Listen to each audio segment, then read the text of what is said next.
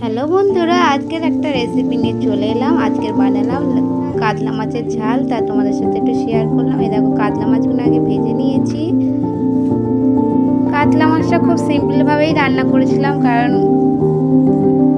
হালকা মশলা রাতের বানিয়েছিলাম। যাই হোক, দিয়ে পেঁয়াজ আর লঙ্কা তেলের উপর দিয়ে লাল লাল করে ভেজে নিই, বাদামি কালার ভেজে নিয়ে তাতে দিয়ে দিয়েছি নুন হলুদ পরিমাণ মতো। আর তারপরে ভালো করে নেড়ে তারপরে দিয়ে দিয়েছি জল। তারপরে জল দেওয়ার পরে দিয়ে দিয়েছি গুঁড়ো লঙ্কা। তেলের ওপর গুঁড়ো লঙ্কাটা দিই না, কারণ ঝাঁঝ লাগে, ওখানে আমার ছেলেরা খেলা করছিল তাই।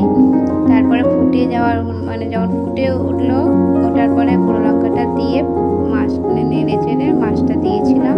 তারপরে ঢাকা দিয়েছিলাম।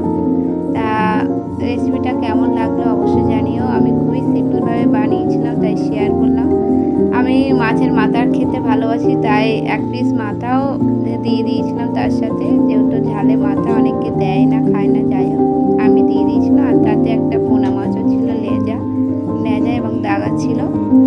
তা রেসিপিটা কেমন লাগলো জানিও। যাদের এখন যা পরিস্থিতি, হালকা মশলা তরকারি খাওয়া খুবই প্রয়োজন শরীরটাকে ভালো রাখার জন্য, সুস্থ রাখার জন্য। তাই তো বন্ধুরা, আবার নেক্সট ভিডিও নিয়ে চলে আসবো। টাটা, সবাই ভালো